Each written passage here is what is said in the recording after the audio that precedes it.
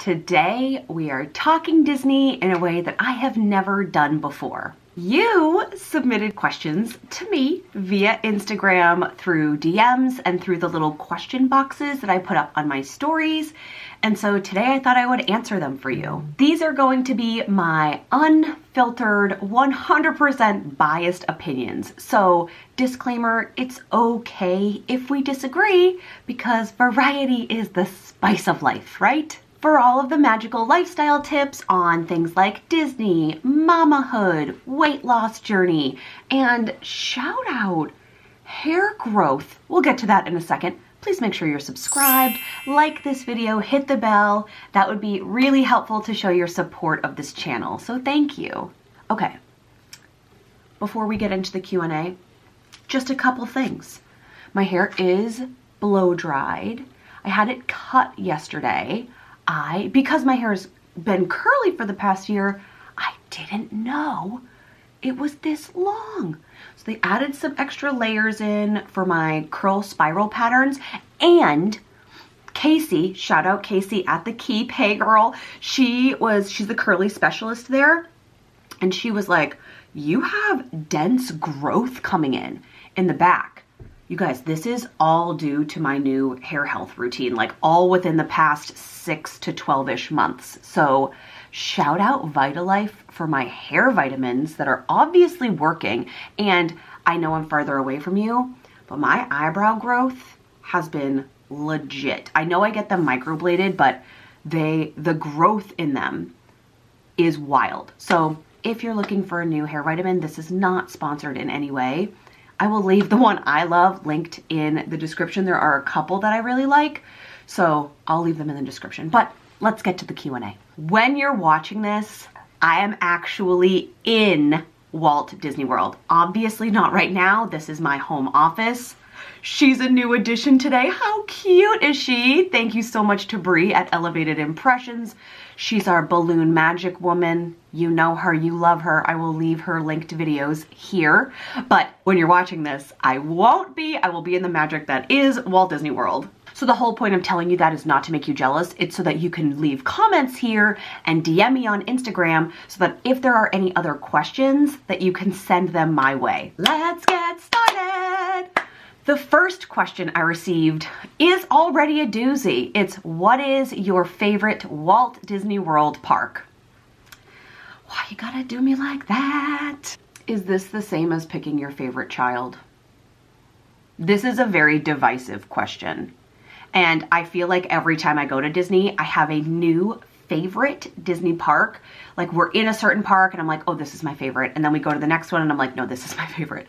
So I'm going to try to answer this in a real answer way and not like, at this time of year, this is my favorite park. Do you know what I mean? Because I could go long on that route too. It's cliche, but my vibe, my aesthetic is Magic Kingdom.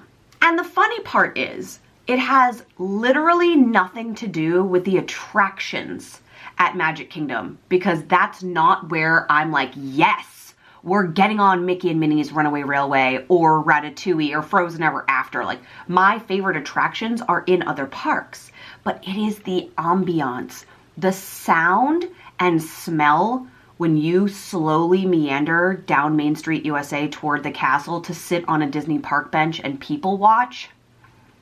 There's nothing like that. There's nothing like that in the world. Honestly, I get teary-eyed every single time, and it also has to do with the fireworks. And yes, again, this is no happily ever after situation. This is no wishes, but it's still fireworks over Cinderella Castle. I would say that my strong second and close runner-up, like so close, 1A, if you will, is Epcot. I love a stroll around the world with a cocktail in hand, the smells. Disney just masters the ambiance. And I love both of those experiences with or without my child.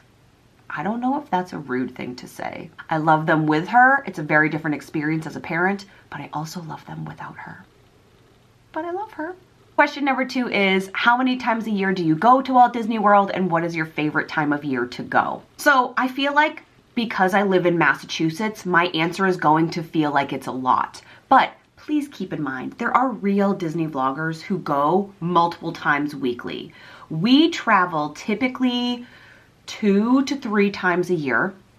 Some of those as a family and some of those just Mark and I. But remember, we are Disney Vacation Club members. We're DVC members, which means that we have a home resort and our resort is paid for. So we're using our points when we go. Typically, we try to go once as a family, and then Mark and I try to squeeze in a couple of weekends a year to go down, to go to specific parks or for specific events, which leads me to my favorite time of year to go. Honestly, I am happy to go to Disney quite literally any time of the year. So if you go in the summer, which used to be our go-to time, the crowd levels are super low because you are on the surface of the sun. It's so hot. So families don't really bring their little kids because sometimes it's so hot it's not even safe. But that means no lines. If you go during special events like holidays, so think Halloween, Christmas time, even like the 50th for celebrations, you get 110% of Disney's max magic. You can't beat those events, but the crowds are larger, so there are more lines and you're going to have to wait. You need to be able to walk into the park accepting that you will need to find your patience that day. And if you go in winter months, the weather is perfection if you're coming from a colder climate. So right now, it is a beautiful day here on Cape Cod. It is blue skies, it's 50. I wore a sweater without a coat. It feels like summer. But when we're in Disney, it's going to be mid-70s to 80s. Oof. Goodbye, winter. I am just so excited to be in the warmth. There are also Epcot festivals to consider. So my long-winded answer is yes to every season, any time of year. But personally, my favorite is usually end of summer, beginning of fall, and or for a Christmas specific event. Question number 3 is, have you ever rented DVC points? And the answer to that is yes. We currently own 2 contracts, one on Florida property and one not. The one in Florida is through the Contemporary. It's the Bay Lake Tower Resort, which is just so magical. But we have rented points and we used a website called David's DVC Rental. Now we're actually in the process of trying to sell one of our contracts so that we can purchase points at a different resort. Aulani is the dream. So I will leave the rental website down below. And if you ever want to know more about Disney Vacation Club, truly, I'm not the expert. That is totally Mark. And for years, I've been trying to get him to do a video with me about it. So if you would like to see that, please give this video a thumbs up, leave it in the comments, and I will see if you can coerce him into it rather than just me. Is Genie Plus really worth it? I don't know. The short answer here is I don't know yet. While I'm in the park, I'm going to be using Genie Plus and Lightning Lane, and I'm going to do a whole video dedicated to what it looks like live. Is it worth it? What do the lines look like? So make sure you're subscribed because that video will be coming shortly. I did put a video together on what Genie Plus is and how to use it, but because I'm in Massachusetts and Genie Plus is based on your location, I can't access all of its features just yet. So make sure you check that video out if you are confused on what we're talking about here.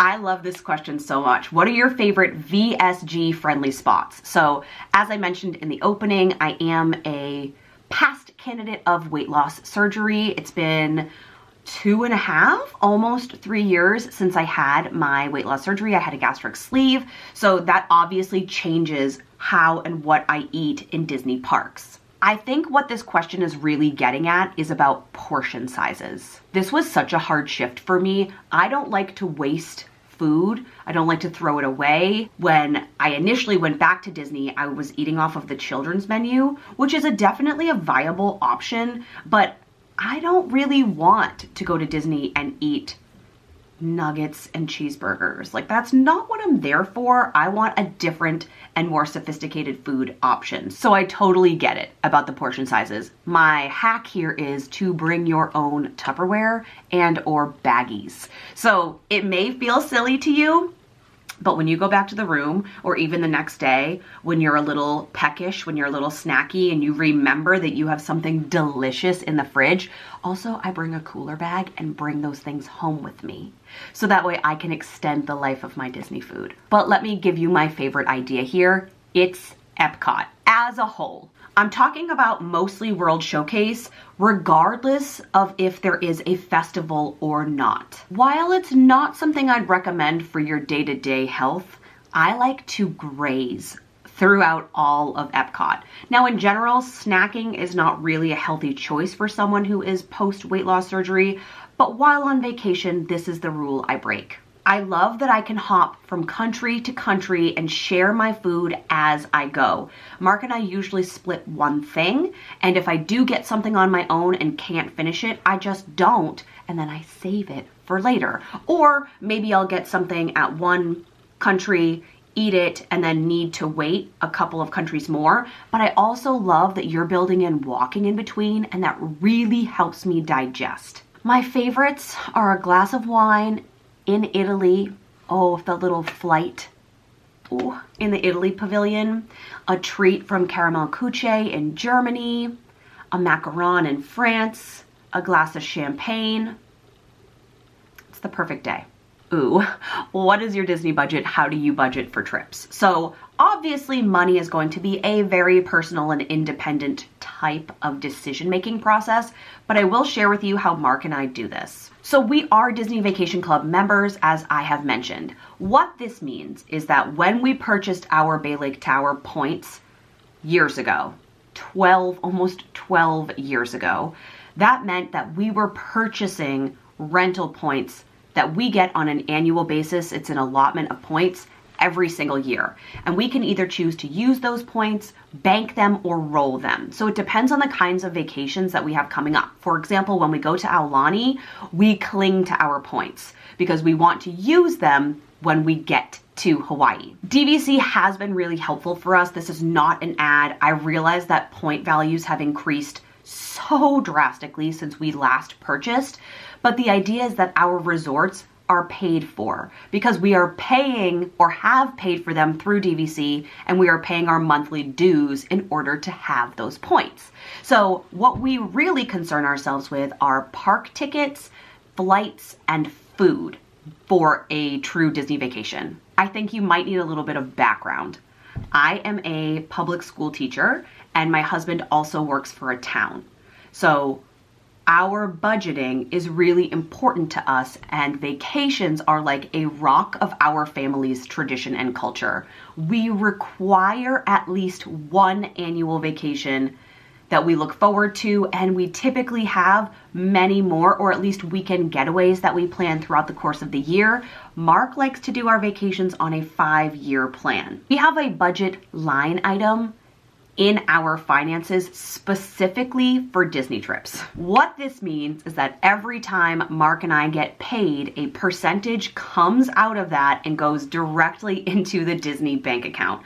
So we never actually see it leave. It happens automatically, and then that money builds up over time. And so then we use that money that's in the Disney bank account for things like purchasing our park tickets, purchasing our flights, and then after that, any money that accrues goes toward like food and fun. Having an entirely separate account for Disney may seem extreme, but it's one of the smartest things that we've done to ensure that we always have a future trip planned. So when we're looking for flights, we typically fly Southwest out of Providence, Rhode Island, rather than Boston, because Boston tends to be more expensive, especially the parking.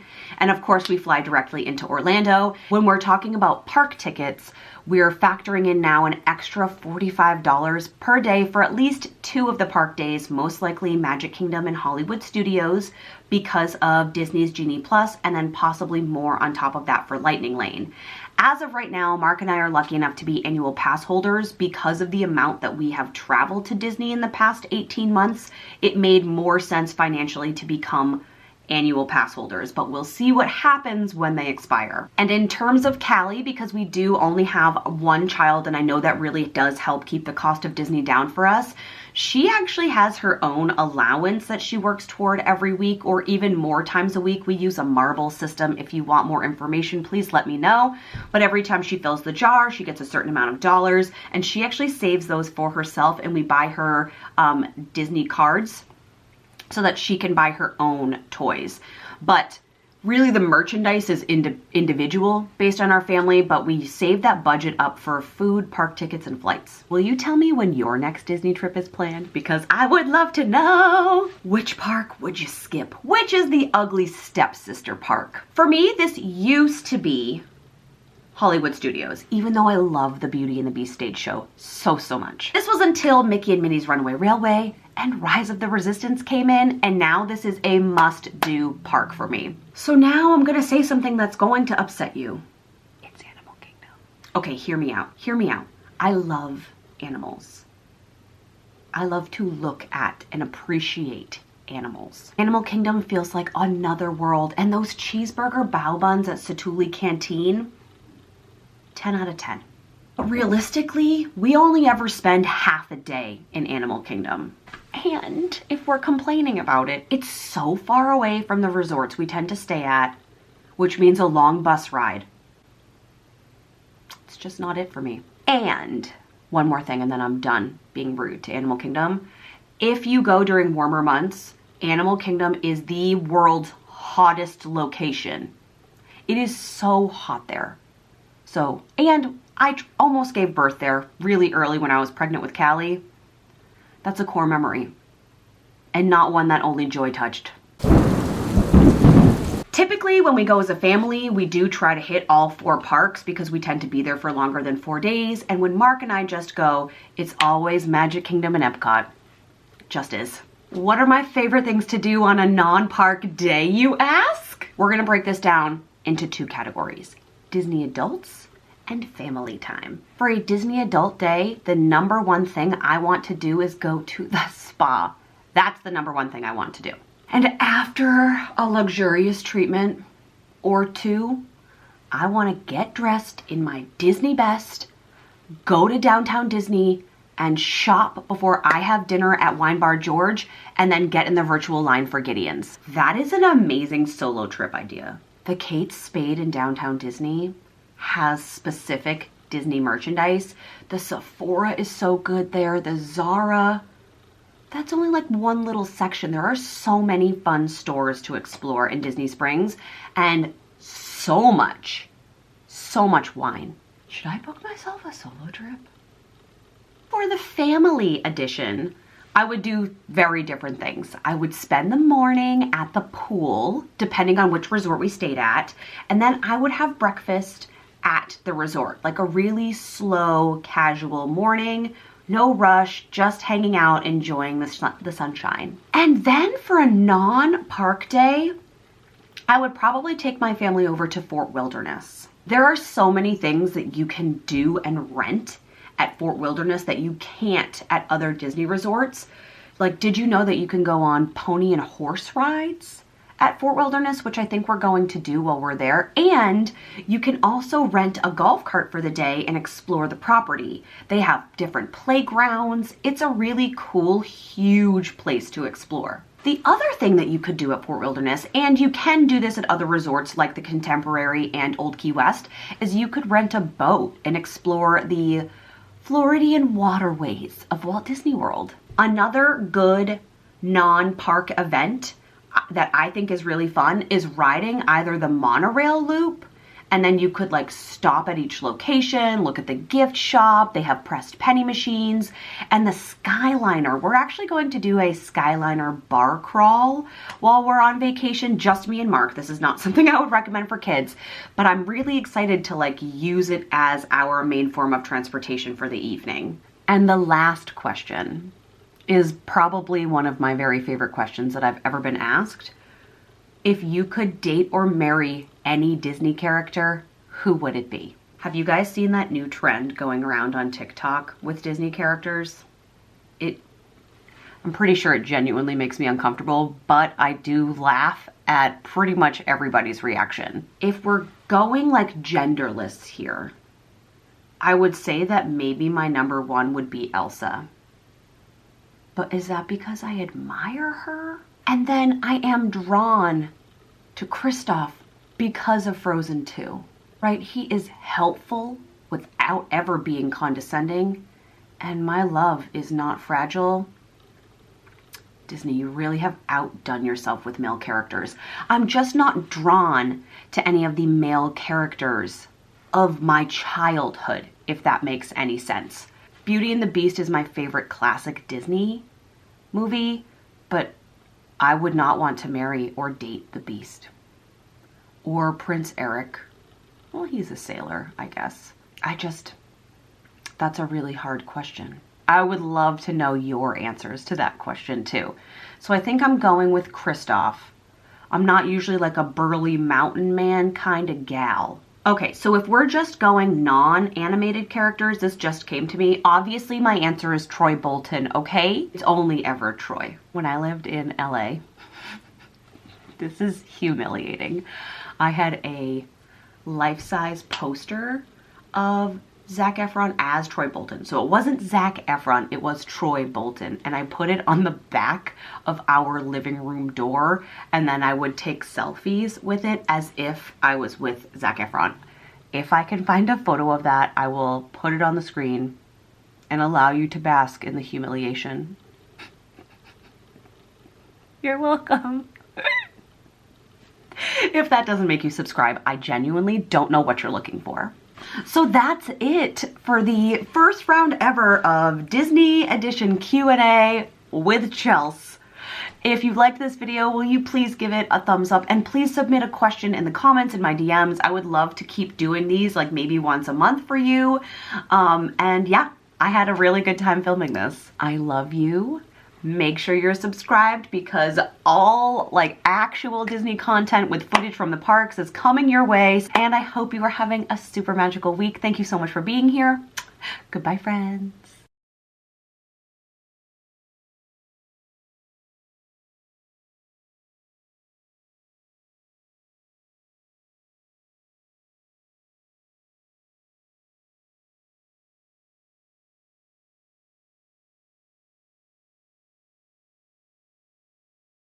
We need more lip gloss, right? I'm at a Disney